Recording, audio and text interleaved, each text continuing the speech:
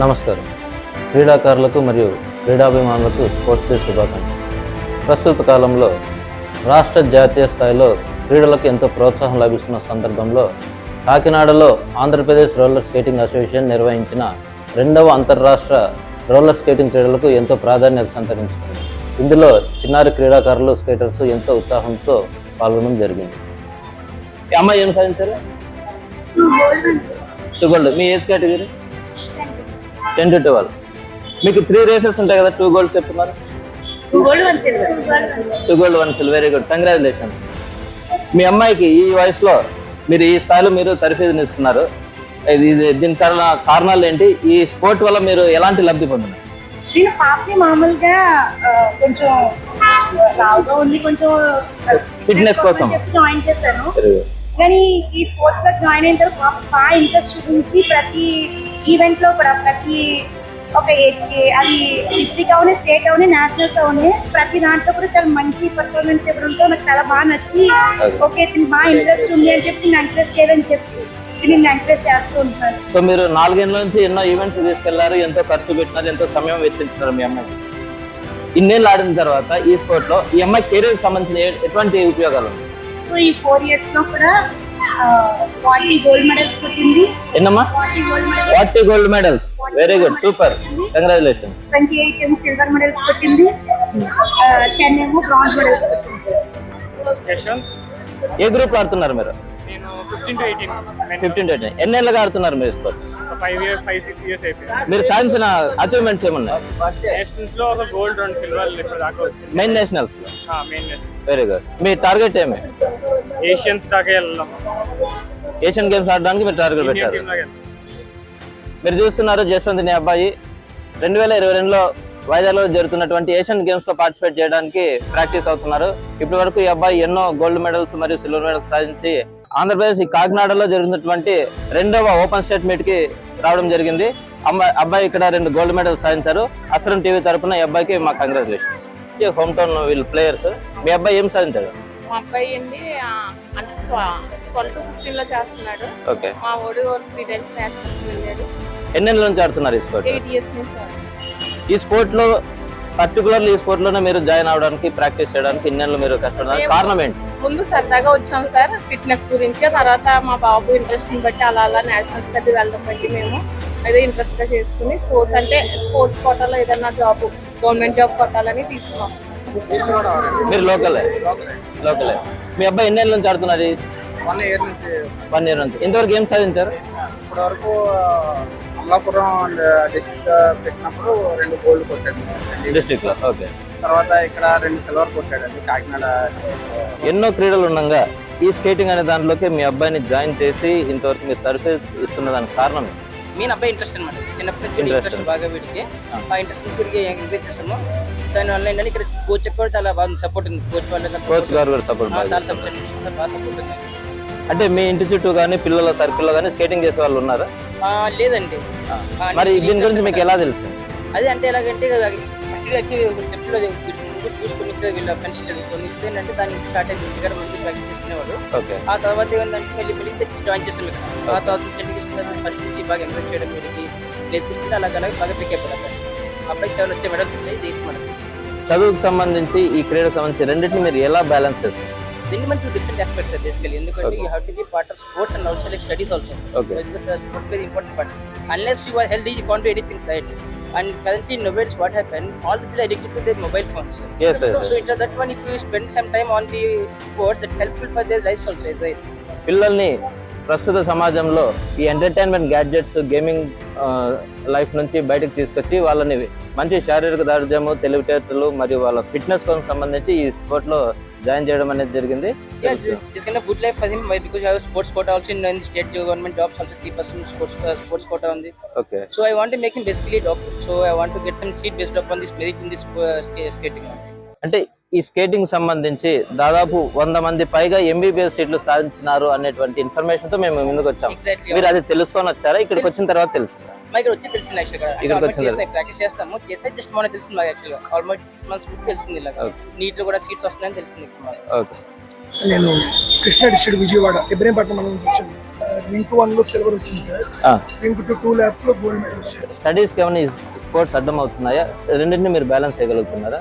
మీ అబ్బాయి వయసు రీత్యా చూస్తే మా అబ్బాయికి ప్రెజర్ ఏం లేదు. డైలీ 1.5 hours 2 hours ప్రాక్టీస్ చేస్తే ఓకే. స్టడీస్ కి దానికి ఏమీ ప్రాబ్లం ఉండదు. కోచ్లు బాగా మీకు ట్రైనింగ్ ఇస్తున్నారా?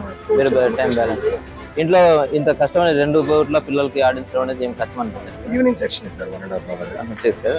ఓకే. భవిష్యత్తులో మీ అబ్బాయికి ఎన్నో విజయాలు సాధించాలని అసలు అనంతపురం జిల్లా నుంచి 46 కేటగిరీలో ఇన్లైన్ కేటగిరీ అండి, ఇన్లైన్ కేటగిరీలో అమ్మాయి స్వర్ణము మరియు రజతము మెడల్ సాధించారు. అమ్మకి బిగ్ కంగ్రాచులేషన్. కాకినాడలో ఇలాంటి ఇంటర్నేషనల్ స్టాండర్డ్ స్టేడియం ఉంది, అనంతపూర్లో ఏమీ లేదు అనేది విన్నాం. మరి మీరు ఎటువంటి ధైర్యంతో ఇంత దూరము ఇంతమంది పిల్లల్ని తీసుకొని గెలవగలమనే ఆశతో నమ్మకంతో వచ్చారు? ఖచ్చితంగా నేను నమ్మి వచ్చాను. అయితే నేను అనంతపూర్లో బయట రోడ్ల మీద ప్రాక్టీస్ చేస్తున్నాను. సో ఇక్కడ ఈ స్థాయి వరకు సో ఇప్పటికి ఇంచుమించుగా 40 నుంచి 50 మెంబర్స్ నేషనల్ ప్లేయర్స్ నా దగ్గర ఉన్నారు. సో ఇట్లా ఇంకొంతమందిని తయారు చేసి సో నేను బ్యాంక్ షాట్ కోసం అని చెప్పేసి ట్రై చేస్తా ఉన్నాను. రాజమండ్రి నుంచి కోచ్ మనతో ఉన్నారు. వాళ్ళ జిల్లా నుంచి దాదాపు 10 మంది పార్టిసిపేట్ చేయడము 100% రిజల్ట్ వీటితో వెళ్తున్నామని చెప్తున్నారు. మీరు పిల్లలకి దీన్ని ఈ స్పోర్ట్ మీద ప్రత్యేకంగా ఇంట్రెస్ట్, వాళ్ళకి దీని మీద ఇంట్రెస్ట్ కలిగించడానికి గల కారణాలు ఏమి? సరే ఎర్లీ మార్నింగ్ పిల్లలందరినీ ఫోన్ టచ్లో ఉంటామండి. ఫోన్ టచ్లో హైట్ మెయింటైన్ చేయమని పిల్లలు కంపల్సరీగా స్కేటింగ్ ఒకటే చేస్తే సరిపోదండి. స్కేటింగ్తో పాటు దానికి కూడా ఉండాలి. పిల్లలకి per day class 1 hour 1.5 hour class జరుగుతుంది. అందులో 1 hour ఓన్లీ ఫిట్నెస్ ఉంటుంది. Only fitness, half an hour only exercise skating. ఏ స్పోర్ట్స్ లో కూడా మనకి 4 నుంచి పిల్లలకి ఎవరికి ఏ స్పోర్ట్స్ లేదు. ఒక రోలర్ స్కేటింగ్ దీంట్లోనే 4 to 6 ఈవెంట్లు అనేది ఇన్లైన్ ఆర్ క్వాడ్ స్కేట్ తో ఈవెంట్లు జరుగుతుంది. గవర్నమెంట్ నామ్స్ ప్రకారం ఓన్లీ 6 years తర్వాత స్పోర్ట్స్ ఎలిజిబిలిటీ ఉద్దేశంతో 4 to 6 ఈవెంట్స్ చిన్న పిల్లల నుంచి గవర్నమెంట్ నామ్స్ కి వ్యతిరేకంగా అయినా కూడా ఈ స్పోర్ట్ మీద ఇంట్రెస్ట్ కలిగించడానికి మంచి ఫిట్నెస్ ఉన్నదాని కారణం చేత ఈవెంట్స్ కండక్ట్ చేశారు. నేను నేషనల్ లో టెక్నికల్ కమిటీ మెంబర్గా ఉన్నాను. రాష్ట్రంలోనేమో రెఫరీగా ఉన్నాను. పిల్లల్ని ఎంకరేజ్ చేయడం కోసం నేషనల్, స్టేట్, డిస్ట్రిక్ట్లో బాగా స్ట్రాంగ్ చేయడం కోసం ప్రతి సంవత్సరం ఓపెన్ కాంపిటీషన్ డైరెక్ట్గా పార్టిసిపేషన్ అన్ని జిల్లాల నుంచి 13 జిల్లాల నుంచి పార్టిసిపేషన్ చేసి వాళ్ళ శక్తిని పరీక్షించుకోవడానికి కండక్ట్ చేసే ఈవెంట్. నా పేరు కర్నూలు గంగాధర్ అండి. ఎన్టీఆర్ గవర్నమెంట్ కి చైర్మన్. ఇక్కడ ఈ ఇండోర్ స్టేడియం మన ఆంధ్రప్రదేశ్ ఎక్కడ లేనటువంటి ఇక్కడ స్పోర్ట్స్ ఎన్విరాన్మెంట్ కనబడుతుంది. First indoor stadium in Andhra Pradesh. నా పేరు వీరకృష్ణ అండి. మా అబ్బాయి రిజేశ్వర్ లాస్ట్ 6 years నుంచి ఆడుతున్నాడు. ఇప్పుడు 4 నేషనల్స్ ఆడేది, 3 RSFI nationals, 1 HFI national. Present ఇప్పుడు 10 to 12 ఏజ్ గ్రూప్ లో ఆడుతున్నారు. ఇప్పుడు నేను ఇక్కడ పోలీస్ డిపార్ట్మెంట్ లో కానిస్టేబుల్ గా చేస్తున్నాను. స్టడీస్ అంటే అదే ఫస్ట్ 6 months ఫ్రీగా వదిలేస్తాం సార్. ఒక పూట చేసుకుంటాం రెగ్యులర్ గానే. లాస్ట్ లో 3 months ఫోకస్ గేమ్ మీద పడుతుంది. స్కేటింగ్ అనే కాదు, ఏ గేమ్ అన్నా కూడా ఒక కోఆర్డినేషన్ ఉండాలి సార్. పేరెంట్స్ సపోర్ట్ ఉండాలి, అటు ప్లేయర్ కి టాలెంట్ ఉండాలి, అదేవిధంగా ప్లేయర్ కి మనకి మనీ బ్యాక్గ్రౌండ్ సపోర్ట్, ఎక్విప్మెంట్ కానీ ఏమన్నా పర్చేస్ చేయడంలో మనీ సపోర్ట్ ఉండాలి. ఈ 3 ఆటల్లో ఏది బ్యాలెన్స్ మిస్ అయినా కూడా టాలెంట్ ఉన్నా సపోర్ట్ లేదనుకో టాలెంట్ ఆగిపోతుంది.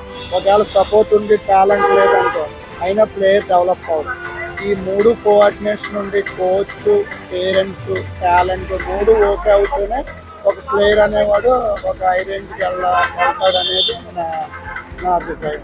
అసోసియేషన్స్ కూడా దీన్ని ఎంకరేజ్ చేయాలి. ఫస్ట్ పిల్లల్ని సమ్మర్ క్యాంప్లో ఫ్రీగా చెప్పడం, అందులో మనకి టాలెంట్ ఉన్న స్టార్టర్స్ని ప్రోత్సహిస్తే వాళ్ళు మెడలు తీసుకురావడానికి అవకాశం ఉంటుంది. సమ్మర్ క్యాంపులు కూడా కొన్ని డబ్బులు పరంగా వాడుకొని 4,000 3,000 వసూలు చేయడం వల్ల కొద్దిగా పేదవాళ్ళకి కొద్దిగా ఇబ్బందిగా ఉంది. ఇది చాలా కాస్ట్లీ గేమ్. ఈ ఇన్లైనింగ్ స్టేట్స్ 1,00,000 రూపాయలు అవుతాయి. క్వాడికేటింగ్ పక్కా ఎక్విప్మెంట్ అంటే 40,000 అవుతుంది. ఒక 2 years 3 years మీరు చేసిన తర్వాత 4 years చేసిన తర్వాత గేమ్ వదిలేశారనుకో మీకు లాసే కనిపిస్తుంది. మీరు ఇన్ని పేరెంట్స్ గురించి పిల్లల గురించి చెప్తున్నారు. దేశ స్థాయిలో ఇంటర్నేషనల్ స్టాండర్డ్స్ తో ఉన్నటువంటి ఇండోర్ స్టేడియం మన కాకినాడ స్మార్ట్ సిటీలో ఉంది. ఇక్కడ కొంచెం మేము వింటున్నాం, నిజమో కాదు మీరు నిర్ధారించండి, కొన్ని అవకతవకలు అనేది జరుగుతున్నాయి అనేది వింటున్నాము. దీని గురించి మీరు మీ అనుభవాలు ఏంటి, మీరు ఎదుర్కొన్న సమస్యలు ఏమిటి? అవకతవకలు అంటే మెయిన్ జరిగింది ఏంటంటే ఇది కాకినాడ స్మార్ట్ సిటీ అండర్టేకింగ్ లో ఉంటుంది. మేము ఎప్పుడైతే గవర్నమెంట్ రింగ్ కదా, ఇటు స్కాటర్స్కి ఇటు పేదవాళ్ళకి అందరికీ అందుబాటు ధరలో ఉంటుందని మేము ఆశించాం.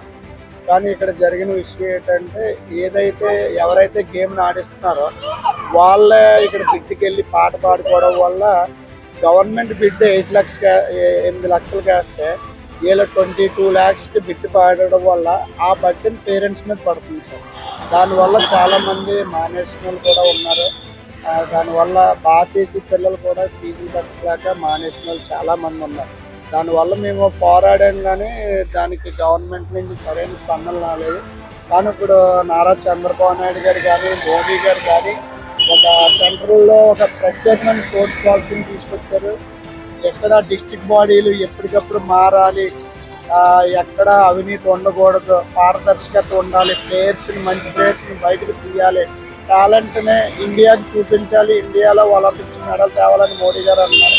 అదేవిధంగా ఇక్కడ నారా చంద్రబాబు నాయుడు గారు కూడా ఎప్పుడూ లేని విధంగా ఒక వితౌట్ ఎగ్జామినేషన్ లేకుండా ఒక స్పోర్ట్స్ పర్సన్కి జాబ్ ఇచ్చే స్కీమ్ తీసుకొచ్చారు. కానీ ఆ రేంజ్కి వెళ్ళాలంటే కింద స్థాయి నుంచి కూడా పిల్లలకి అందుబాటు ధరల్లో గవర్నమెంట్ రింకులని ఉండాలి, ప్రోత్సాహం ఉండాలి. ఈ స్కేటింగ్ అనేది కూడా శాప్ అండర్టేకింగ్లో శాప్ చైర్మన్ గారు కానీ, స్పోర్ట్స్ మినిస్టర్ గారు కానీ స్కేటింగ్ని కూడా శాప్ అండర్టేకింగ్లో తీసుకొని ఈ స్కేటింగ్లో డిస్ట్రిక్ట్లో అది మన ఏపీ నుంచి చాలా మంచి స్కాటర్లు ఉన్నారు. వాళ్ళందరూ కూడా ఇండియా గాడి